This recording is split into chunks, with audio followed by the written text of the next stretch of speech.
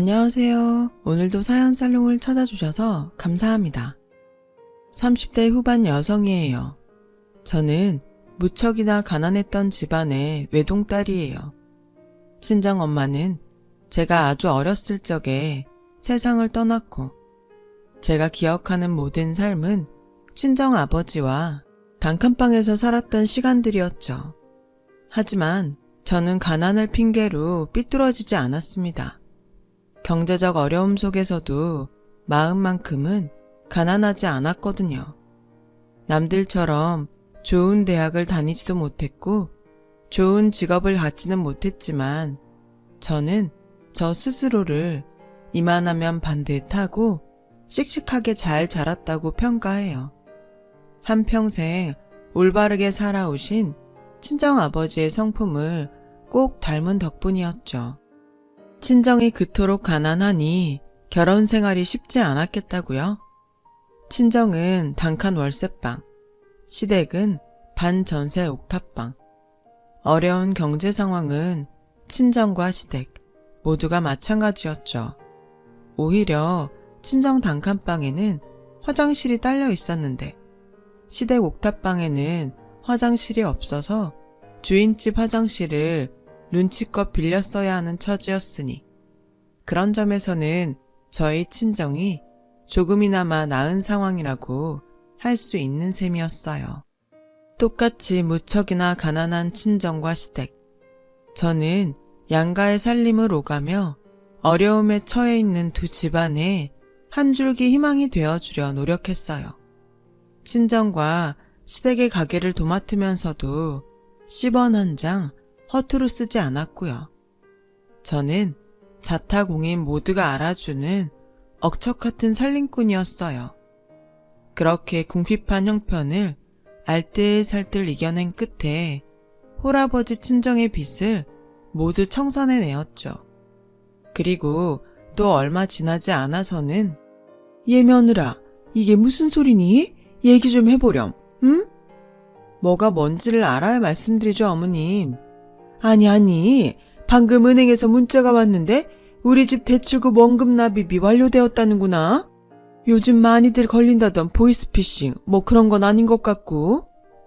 아, 그거요? 벌써 두 번째 반가운 소식이네요. 첫 번째는 친정아버지 대출금 청산이었고 두 번째는 방금 어머님이 받은 문자고요. 너 설마? 축하드려요. 오늘부로 어머님 빚 다 청산했어요. 아니, 그 큰 빚을 어떻게 해? 아범 월급 잘 아껴서 갚았죠. 그동안 아범 월급 아낀 돈으로 대출금을 갚아왔었다고? 그 얼마 안 되는 월급으로? 네, 뭐 덕분에 어머님이 고생이 많기는 하셨죠. 알뜰해도 너무 알뜰한 며느리 때문에 적잖이 속 썩었을 테니까요. 아우, 너도 참 무슨 말을 그렇게 한다니, 사람 서운하게. 네? 알뜰한 며느리 두었다고 속 썩은 적 없어.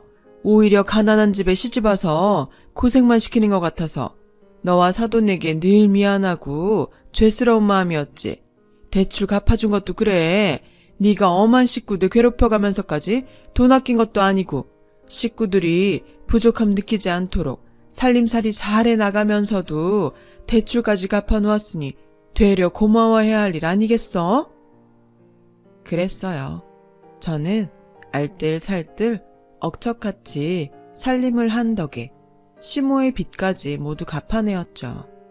덕분에 저를 향한 시모의 무한한 사랑은 몸둘 바를 모를 만큼이나 극진했고 저와 시모는 양가 똑같이 어려운 처지였기에 가난의 고충을 서로 의지해가면서 무척이나 행복한 날들을 보냈어요. 이때까지만 해도 참 바람직하고 훈훈한 결혼 생활이었죠. 그러던 어느 날 마냥 행복할 것만 같은 저의 일상을 뒤흔드는 사건이 벌어지고야 말았어요.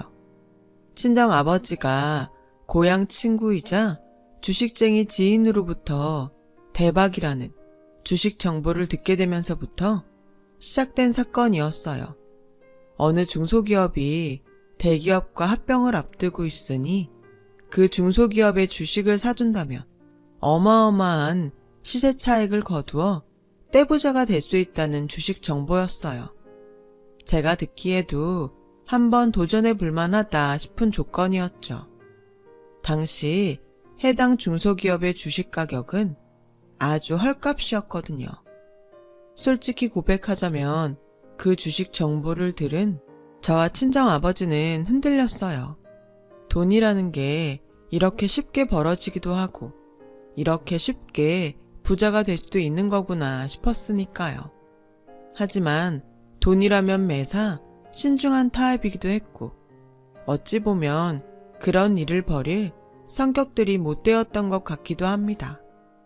섣불리 주식 투자 결정을 내리지는 못했고 그렇게 며칠을 각자 고민만 깊어가던 저와 친정아버지는 마침내 의기투합했죠.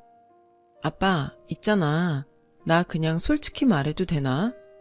아무렴 아빠잖니. 가족끼리 털어놓지 못할 고민이 세상 어디 있다고. 일전에 얘기했던 그 대박 주식 있잖아. 대기업 합병 예정이라던 중소기업? 지금 있는 우리 재산 탈탈 털어서 그 주식 사놓으면 정말 쉽게 아주 큰 부자가 될 수 있을 것 같아. 그건 그렇지. 아빠도 같은 생각이야. 사실 부모된 입장에서 하나밖에 없는 딸인 네가 고생만 하면서 사는 것 같아 늘 미안하기도 했고. 만약 우리가 그 주식을 사면 얼마나 큰 부자가 될 수 있을까? 번듯한 집도 사고 여차하면 좋은 차도 한 대 뽑아버리고 평생을 남부러울 일 없이 더는 고생할 일도 없이 풍족하게 살 수 있겠지? 괜찮긴 하네요. 친정아버지 풍족하게 모시고 싶지 않은 딸은 아마 이 세상에 없는 법이라잖아. 그래, 그럼 네 생각대로 주식에는 손대지 말자꾸나. 아, 뭐야, 다 알고 있으면서 지금까지 장단 맞춰준 거야? 인서가 어떻게 모르겠니? 얼굴에 다 써있구만. 그리고 아빠 생각도 처음부터 그랬어. 주식 같은 대박 횡재수에 빠지지 말자는 생각이요? 당연하지. 우리가 평생을 얼마나 열심히 살았는데 친구는 말로는 대박 정보라고는 하지만 그게 진짜 대박인지 아닌지는 우리로서는 판단할 수 없는 일이기도 하고 전문가들도 예측하기 힘든 게 주식이라고 하니. 됐네. 얘기 끝났네. 그럼 비록 지금은 어려운 삶이지만 앞으로도 열심히 일해서 우리 힘으로 조금씩 팔자 고쳐봐요. 헛된 꿈 말고. 그렇게 저와 친정아버지는 주식이라는 위험한 도박수에 우리의 미래를 걸지는 않기로 의기투합했어요. 대신 지금보다 더 열심히 살아서 가난한 팔자를 우리의 힘으로 고쳐 나아가기로 약속했죠. 하지만 저와 친정아버지의 대화를 훔쳐들은 단 한 사람만큼은 대박이라는 주식 투자 정보를 외면하지 못했더군요. 그 사람은 억척 같은 며느리인 저 덕분에 이제 겨우 빚더미에서 탈출했을 뿐 평생을 가난으로 오만 고생을 다 겪으며 살아온 서름의 시모였죠. 저는 시모가 큰돈을 쉽게 벌 수 있다는 대박 주식 정보에 눈이 헷가닥 뒤집혔다는 사실을 뒤늦게 깨닫고야 말았어요. 아니 글쎄, 제가 알뜰살뜰 모아둔 시댁 재산, 그리고 반전세 보증금까지 탈탈 턴 것도 모자라서 시모 본인의 형제들에게 돈까지 꾸어가며 대박인지 아닌지 확실치도 않은 주식을 몽땅 사버렸다는 게 아니겠어요. 제가 시모로부터 그 이야기를 들었던 때는 이미 주식을 사버린 다음이었지만 저는 시모를 말려야만 했어요. 주식 때문에 신세 망치고 폐인이 되었다는 불행한 이야기는 너무도 흔하게 듣던 사연이었으니까요. 제가 어머님한테 언제 틀린 얘기 한 적 있나요? 아니지. 그럼 제가 하자는 대로 해서 손해본 적이라도 있나요? 그런 적도 없지. 그러면 이번에도 저를 믿어주세요. 왜 굳이? 그 주식만 가지고 있으면 집도 마련하고 차도 뽑고 다 할 수 있다면서. 근데 이미 사버린 주식을 굳이 뭐하러 팔아야 한다니? 어머님도 얘기는 많이 들었을 거예요. 함부로 주식에 손댔다가 패가망신한 사람들 얘기. 그건 주식에 함부로 손댄 사람들 얘기고, 내가 산 주식은 대박 정보가 확실하다며. 대박 정보가 확실하다고 한 적 없어요. 저랑 친정아버지 얘기는 대박인지 아닌지는 우리가 판단할 수 없는 영역이라는 얘기였고, 전문가들도 예측하기 힘든 게 주식시장이라는 얘기였을 뿐이었다고요. 시댁이 부자가 되는 게 싫은 건 아니고? 네? 막말로다가 너랑 사돈 둘이서만 부자가 되어서 떵떵거리면서 살고 싶을 수도 있는 거잖니. 친정이 부자랍시고 시댁 만만하게 대하면서 살고 싶은 욕심이라는 게 있을 수도 있는 법이잖니. 어머님, 까놓고 지금 네 행동은 그렇게밖에 보이지를 않는구나. 제가 왜 그런 생각을 해요. 그런 생각을 하면서 사는 며느리가 온갖 고생을 혼자 다 해가면서 시댁 빚까지 갚아놓아요? 아니잖아요. 제가 어머님한테 몹쓸 며느리는 아니었잖아요. 제발요 어머님. 저 지금 어머님 걱정되어서 이러는 거예요. 주식판에 저희 같은 일반인들이 끼어들기에는 너무 위험하니까 이러는 거라고요.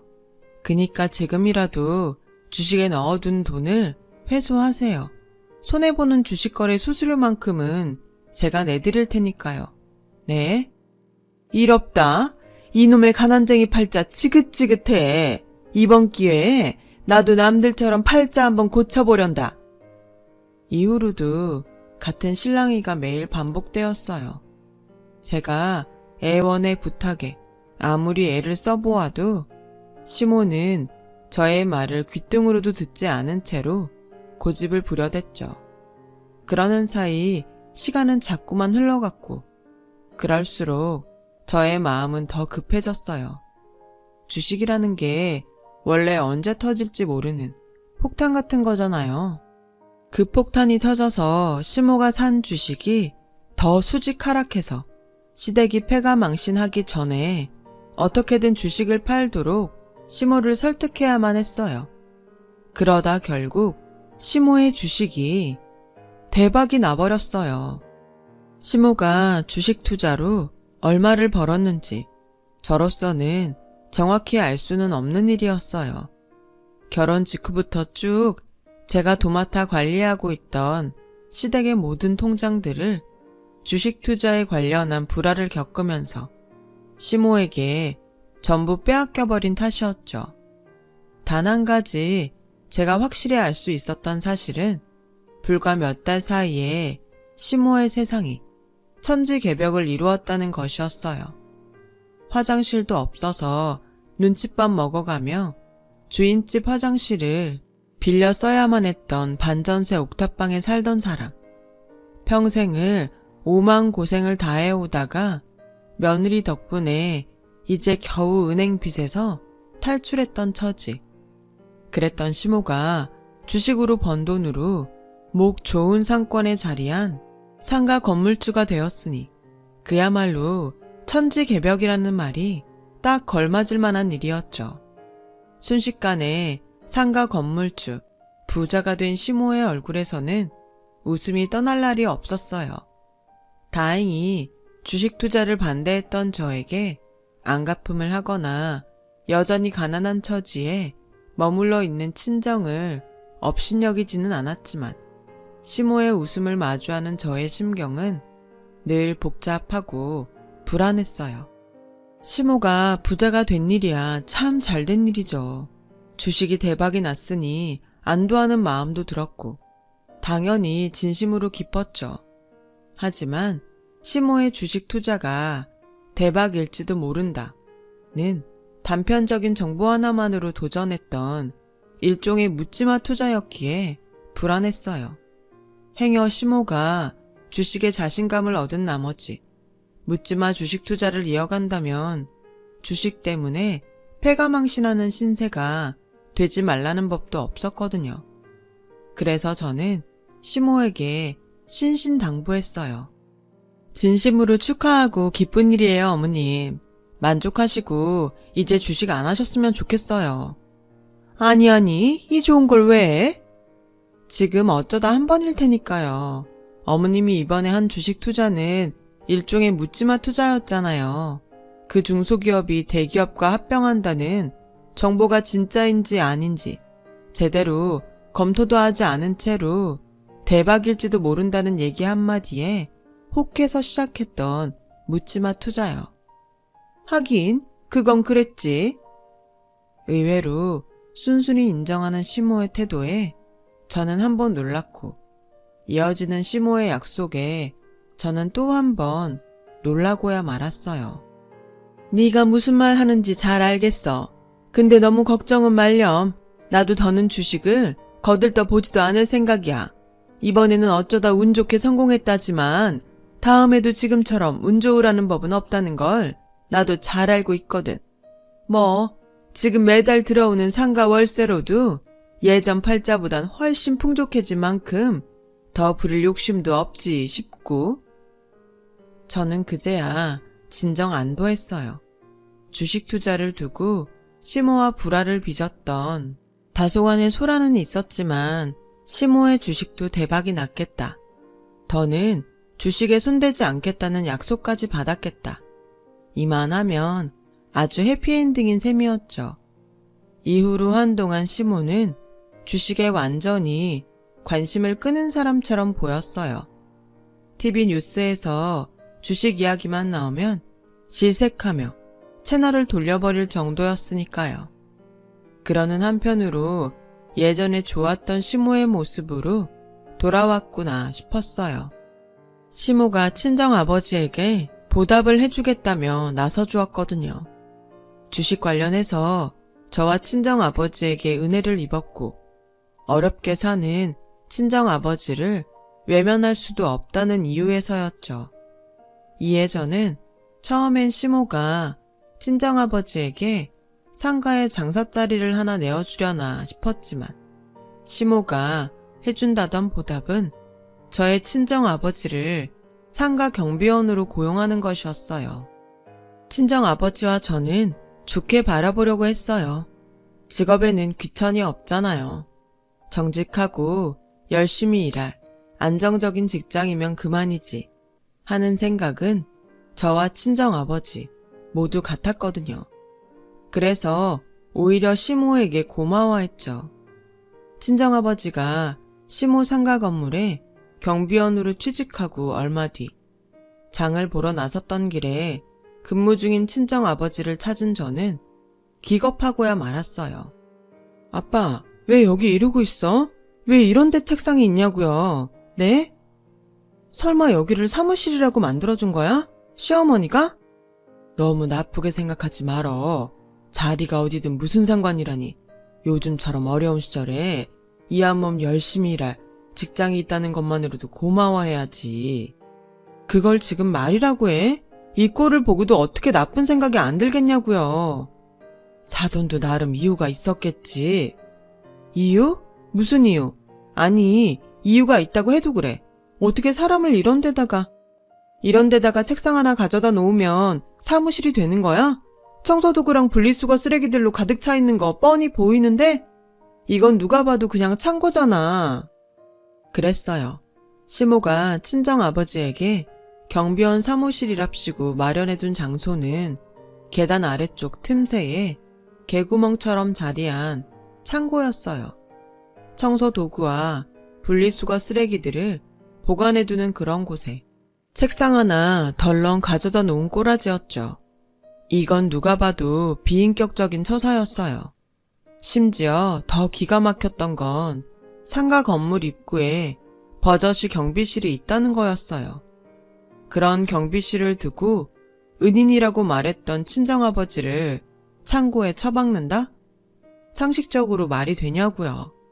무언가 단단히 잘못 돌아가고 있음을 직감한 저는 속상한 마음을 참고 일단 한 걸음 물러섰어요. 그리고는 시모와 친정아버지 사이의 관계를 남몰래 염탐하기 시작했죠. 무언가가 왜 잘못 돌아가고 있는지를 파악하기 위해서였어요. 결과는 끔찍함 그 자체더군요. 그때 제가 목격한 친정아버지는 현대판 노예 수준으로 시모에게 부려먹힘 당하는 처지였어요. 아니, 하루 20시간이 넘는 시간 동안 가혹하게 근무를 시켰으면 밥이라도 제대로 챙겨주던가.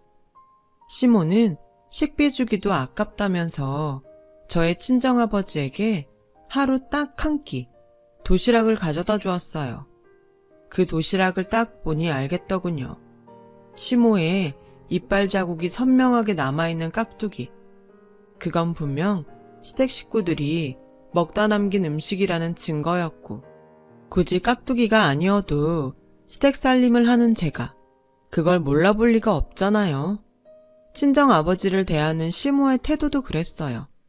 손짓 턱짓으로 업무 지시를 한다고 해도 예의 없다고 욕이나 먹을 판에 시모가 친정아버지에게 업무를 지시하는 방식은 발짓. 마치 집 지키는 개 다루듯 발짓으로 일을 시켜대더라니까요. 반말은 안 했냐고요? 반말만 했겠어요. 딸 입장에서 차마 지켜만 볼 수 없을 정도의 흉악한 욕지거리가 기본이었죠. 그런 시모와 친정아버지의 모습을 소리 죽여 흐느끼며 바라보던 저는 시모가 상가 건물을 떠나기 무섭게 친정아버지에게 달려가 아빠를 안았어요. 대체 왜, 응? 아무 일도 아냐. 신경 쓰지 말어. 아무 일도 아니기는 며칠 동안 내 눈으로 목격한 게 있는데 아빠가 뭐가 모자라서 이런 대접을 받으면서 사냐고 속 시원하게 얘기라도 좀 해봐요. 응? 진짜 이럴래? 끝까지 얘기 안 할 거야? 그럼 내가 직접 알아볼까? 시모한테 직접 따지면 되겠네. 그치? 말을 마친 제가 시모에게 쫓아가 잡아먹을 기세로 돌아서는 순간에 아빠는 참어. 괜히 아는 척 하다가는 너까지 힘들어져. 그러니 그동안 보고 들었던 일 전부 모르는 셈 치면서 너라도 행복하게 살아. 왜요? 내가 왜 참아야 하는데 진짜 이런 식으로 계속 입 다물 거야? 알았어. 그럼 내가 알아볼게. 시댁을 뒤에 엎든 누구 하나 죽어나가든 내가 알아서 나 하고 싶은 대로 들이받을 거라고요. 그게 싫으면 그냥 얘기해요. 부모 자식 사이에 털어놓지 못할 고민 같은 거 없다는 말. 아빠가 그랬잖아요. 부모 마음 다 그래. 나는 좀 더럽고 치사하더라도 딸 자식이 우선인 법이야. 그게 말이 돼? 딸 자식이 우선인 게 부모 마음이라는 건 이해해요. 근데 전제가 틀렸잖아. 난 지금 아빠가 왜 더럽고 치사한 일을 겪어야 되는지를 묻고 있는 거라고요. 아무리 생각해도 이건 진짜 말도 안 되고 이해도 안 되는 것들 투성이니까. 이게 다 그놈의 돈노름 때문 아니겠니? 돈노름? 설마 주식? 친정아버지는 그제야 서러운 한숨을 땅이 꺼져라 내쉬며 비로소 속내를 털어놓았고 저는 그제서야 시모의 흉악한 진실을 모두 알게 되었죠. 친정아버지가 시모의 건물에 경비원으로 첫 출근을 하던 날 시모가 친정아버지를 찾아와 은밀한 제안을 건넸어요. 대박 주식 정보 하나를 더 알려주면 경비원이 아닌 장사자리를 내어주겠다는 제안이었죠. 하지만 친정아버지는 그만한 정보를 알지도 못했고 뜨내기 정보로 주식을 하기엔 너무 위험하다면서 시모의 제안을 거절했대요. 그때부터였다더군요. 시모가 인간 쓰레기로 돌변한 건 주식 정보를 거절당한 시모가 제일 먼저 한 일은 상가 건물 입구에 멀쩡히 있던 경비실을 폐쇄하고 새 경비실로 옮기는 것이었어요. 그 경비실이 바로 계단 아래 틈새에 자리한 청소 도구와 분리수거 쓰레기들을 보관해두는 창고였죠. 그러면서 시모가 한 말은 더럽고 치사하면 주식 정보 내놓아라. 친정아버지가 한사코 거절하자 현대판 노예 수준으로 친정아버지를 부려먹기 시작하면서 또 강요했다더군요. 인간답게 살고 싶으면 주식 정보를 내놓아라. 그 얘기를 들은 저는 친정아버지에게 온갖 수모를 겪으면서도 딸인 저에게는 비밀로 참아야만 했던 이유라도 있냐고 울면서 되물었고, 이어지는 친정아버지의 답변이 저의 가슴을 미어지게 만들었어요. 며느리 너까지 들먹이면서 협박을 해오더구나. 아비가 겪는 수모를 딸에게 물려주고 싶지 않으면 입 닥치고 죽은 듯 살라고, 경비원을 벗어나려고도 하지 말라고. 까짓거 떠도는 주식 정보 알려주지 뭐하러. 내가 주식 뭘 안다고 그걸 함부로 알려준다니. 아빠 친구 있잖아요. 시모가 대박낸 정보 알려준 주식쟁이. 그거야 말 그대로 횡재였을 뿐이지. 다음에는 그 사람도 뭘 알겠어. 망하면 뭐 어때? 내가 망하나? 지들이 망하지. 아무거나 알려줘버려. 혹여나 망하면 그 원망이 다 너에게 쏟아지지 않겠어? 그래서 참았던 거예요. 내가 아빠처럼 그런 일 겪게 될까봐 걱정되어서? 그래서 참을 수밖에 없었던 거야? 미안하구나, 아버지 된 체면에. 아니? 미안할 일 아니라고요. 아빠가 잘못한 것도 아닌데 아빠가 왜 미안해? 아빠 마음, 딸 자식 사랑 너무 잘 알겠어요. 그리고 너무 고생 많았어요. 잘 버텨내줘서 고마워요. 이제는 내가 다 알아서 할 테니까 나오지 마세요. 약속할 수 있죠? 그렇게 시모의 흉악한 진실을 모두 알게 되었고, 친정아버지를 지켜내겠다는 각오까지 다진 저는 곧장 시모에게 쳐들어갔어요. 아무것도 모르는 시모는 착한 시어머니 연기로 저를 맞이했고, 저는 시모가 친정아버지에게 가져다 주었던 도시락을 가증스러운 시모의 낯짝에 들이부었어요. 그러자 시모는 한참이나 말이 없더니 알았구나 너. 모를 수가 없는 일이니까. 내 그렇게 입단속을 시켰건만. 입단속이라기보다는 협박이었죠. 그래서 뭐 어쩌려고? 니까 것들처럼 가난한 신세들이 돈 있는 나한테 뭐 복수할 방법이라도 있다든? 복수? 그런 걸 왜 굳이 내 손으로 해야만 하는데? 당신 같은 쓰레기는 하늘이 알아서 천벌을 내리게 되어 있는 법인데 내가 왜 굳이? 그 나이 처먹고 뭘 제대로 배우지도 못한 모양인데. 하긴 앞으로 살면서 다 증명되겠지. 앞으로 안 보고 살겠다? 일단 물어보고 이혼 소송까지 해야 하는지 아니면 이대로 돌아서서 가버리면 끝일지. 시모에게 톡 쏘아붙인 저는 휘둥그레진 눈으로 영문을 몰라 하던 남편에게 돌아섰어요. 그리고는 시모의 흉악한 진실을 남편에게 들려주었어요. 그러자 남편은 엄마가 잘못했네. 사람이 사람한테 그러면 안 되는 거잖아. 아무리 돈에 눈이 멀었더라도 최소의 인간성만큼은 지켜줬어야지. 그리고 엄마가 장인어른이랑 와이프한테 이러는 거 아니야. 와이프가 반대를 좀 하긴 했어도 어쨌든 와이프랑 장인어른 덕분에 이만큼 부자 됐으면 고마운 줄 알아야지. 그래서 너까지 엄마 버릴래? 글쎄, 내가 엄마를 버린 건가? 엄마가 스스로 사람이기를 포기한 거고 엄마가 우리를 먼저 버린 거지. 그놈의 주식 노름, 돈 욕심에 빠져서. 말을 마친 남편은 저와 함께 짐을 챙겨 시댁을 떠났고 상가 건물에서 오매불망 저를 기다리고 있던 친정아버지를 모시고 그 지옥 같은 시모의 그림자로부터 탈출했죠. 마침 득달같이 쫓아온 시모가 저와 친정아버지 그리고 남편이 떠나가는 뒷모습을 향해 악다구니를 치더군요. 그래, 꺼져! 다 꺼져버려! 니까 것들 없어도 난 주식으로 더 큰 부자가 될 거니까는 그때 가서 무릎 꿇고 그걸 해봤자 얄짤없어, 이 망할년 놈들아! 그날 시모의 악다구니에 대한 저의 대답은 없었어요. 그냥 코웃음이나 보란듯이 한번 칠 뿐이었죠. 굳이 저의 입을 더럽히지 않더라도 얼마 지나지 않아서 시모 제 발로 시궁창에 걸어 들어가리라는 것이 너무 뻔히 보이는데 굳이 저의 입을 더럽힐 필요까지는 없었으니까요.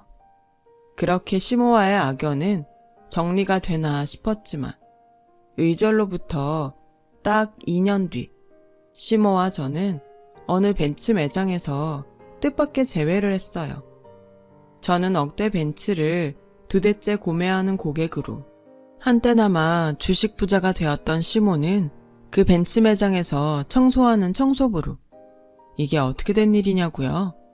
지난 2년 사이 친정 월세 단칸방 계약이 끝나서 이제 조금이라도 더 나은 곳으로 아빠를 옮겨드려야겠다는 생각에 이사를 했거든요. 그러다 장롱 아래 구멍난 장판 밑에서 누리끼리 빛바랜 낡은 종이 무더기를 발견했어요. 그 종이 무더기를 잘 살펴보니 오래된 주식증권이더군요. 그제야 친정아버지는 궁핍한 삶에 치여 잊고 지냈던 옛 기억을 떠올렸어요. 젊을 적 친정아버지는 영세한 외국계 기업에 공장에서 근무했었는데요. 경제 위기와 함께 구조조정 바람이 불어닥친 탓에 갑작스럽게 퇴직을 신청하게 된 친정아버지가 퇴직금 대신에 받았던 주식이 바로 그 빛바랜 주식증권들이었어요. 당시만 해도 그 회사가 언제 망할지 몰랐던 탓에 주식증권은 휴지 조각이나 다름없는 상황이었고 이에 친정아버지는 억울한 마음에 사로잡혀 허송세월하느니 차라리 다 잊고 살자 다짐하며 그 주식증권들을 장판 밑에 묻어둔 채로 잊고 살았던 거죠. 그렇게 20여년을 잊고 사는 동안 친정아버지에게 퇴직금 대신 주식을 주었던 외국계 회사는 큰 기업이 되었고 장판 밑에 묵혀둔 채로 잊고 살았던 주식의 값어치는 천문학적인 금액으로 불어났던 거였어요. 그렇게 저희 식구들은 전혀 기대도 하지 않고 살았던 수십억 부자가 되었던 거고요. 그럼 시모는 어떻게 된 거냐고요? 묻지마 주식 투자의 결과야 뻔하죠. 결국 탐욕에 잠식당해버린 시모는 말도 안 되는 묻지마 투자를 거듭하다가 전부 실패해버린 끝에 상가 건물까지 모두 날려먹은 알거지 신세가 되어버렸어요.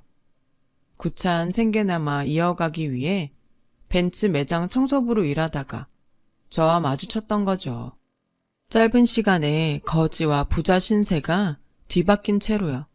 심지어 눈에 빤히 보이는 신세 역전에도 불구하고 현실을 받아들이지 못하고 있는 시모의 태도가 너무 분명하게 느껴졌어요. 니깟 것들이 돈이 어디서 났다고 벤츠니 벤츠는. 실례합니다만 아줌마. 뭐? 아줌마?